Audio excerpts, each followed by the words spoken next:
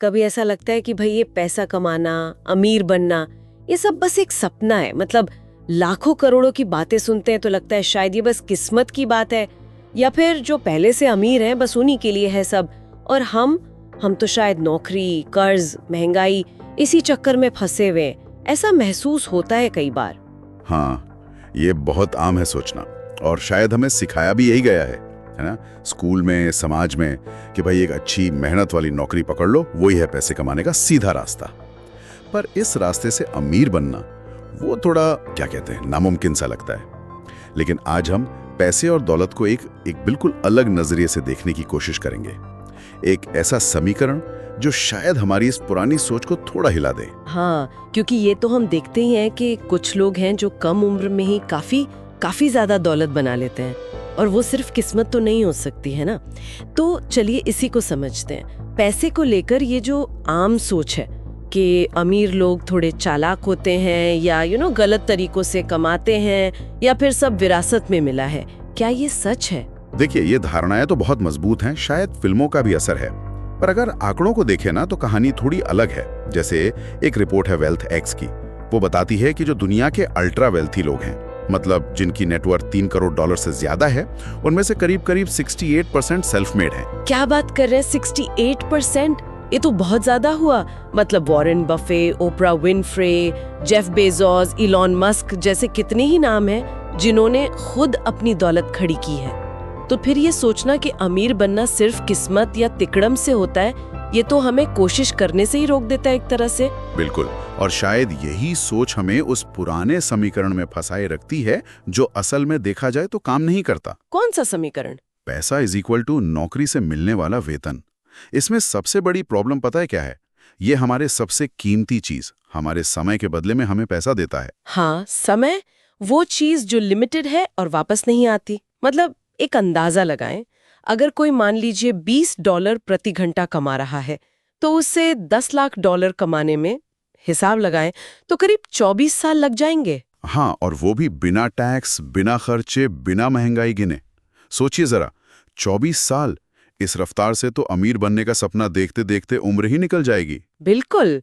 तो ये तो साफ है कि सिर्फ नौकरी करके, अपने घंटे बेचकर जल्दी अमीर बनना वो लगभग नामुमकिन है। इसीलिए उस नए समीकरण को समझना जरूरी है। वो क्या कहता है? वो कहता है पैसे के पीछे मत भागो, लोगों की समस्याओं को सुलझाओ। बाजार यानी कि लोग आपको पैसा उस हिसाब से देते हैं जितनी आप परसीव्ड वैल्यू देते हो। मतलब लोगों को आपके काम की कितनी कीमत महसूस होती है। अच्छा, तो ये सीधे सीधे मेहनत के घंटे गिनने की बात नहीं है, ये वैल्यू की बात है। जैसे वो फुटबॉल खिलाड़ी वाला उदाहरण, वो शायद ज्यादा कमाता है क्योंकि लाखों लोग उसके खेल को महत्व देते हैं, उसके लिए पैसा खर्च करते हैं। जबकि एक सफाई कर्मचारी, चाहे वो कितनी भी मेहनत करे, उसे कम पैसे मिलते हैं क्योंकि समाज शायद उसके काम की परसीव्ड वैल्यू कम समझता है और सोचता है कि उसे आसानी से बदला जा सकता है। पर ये थोड़ा अन्यायपूर्ण नहीं लगता सुनने में? देखिए, ये सवाल वाजिब है, पर इसे सही या गलत के चश्मे से देखने के बजाय ये समझना जरूरी है कि बाजार असल में काम कैसे करता है। ये उसकी सच्चाई है एक तरह से। नया समीकरण इसी सच्चाई को समझकर उसके हिसाब से चलने की बात करता है। सिर्फ मेहनत के घंटे नहीं, बल्कि वैल्यू क्रिएट करने पर जोर देता है। तो सोच में बदलाव लाना है, पैसे के पीछे नहीं, प्रॉब्लम्स के सोल्यूशन के पीछे भागो। जितनी बड़ी प्रॉब्लम आप सॉल्व करेंगे, जिसके लिए लोग पैसा देने को तैयार हैं, उतना बड़ा रिवॉर्ड मिलने का चांस है। अमेज़न ने क्या किया? ऑनलाइन शॉपिंग की कितनी दिक्कतें दूर की। नतीजा हम सब जानते हैं। ठीक है, तो पहला कदम हुआ प्रॉब्लम ढूंढो, ऐसी प्रॉब्लम जिसे लोग सच में हल करवाना चाहते हैं। बड़ी प्रॉब्लम, बड़ा मौका। यस। ओके, इसके बाद क्या? इसके बाद आता है दूसरा और शायद सबसे जरूरी कदम। एक ऐसा समाधान, एक ऐसा सोल्यूशन बनाओ जो स्केलेबल हो। स्केलेबल मतलब? स्केलेबल यानी जिसे आसानी से बहुत सारे लोगों तक पहुंचाया जा सके, बिना आपके समय के उसी अनुपात में बढ़े।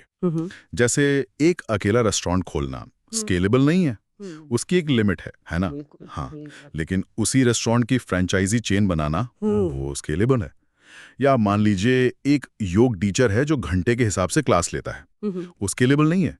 लेकिन अगर वो एक ऑनलाइन योग कोर्स बना दे, जिसे एक बार बनाया और फिर हजारों बार बेचा जा सकता है, वो स्केलेबल है। समझ गई। मतलब ऐसा कुछ बनाना जिसे आप एक बार मेहनत करके तैयार करें और फिर वो बहुत लोगों तक पहुंच सके बिना आपके हर बार उतना ही समय लगाए।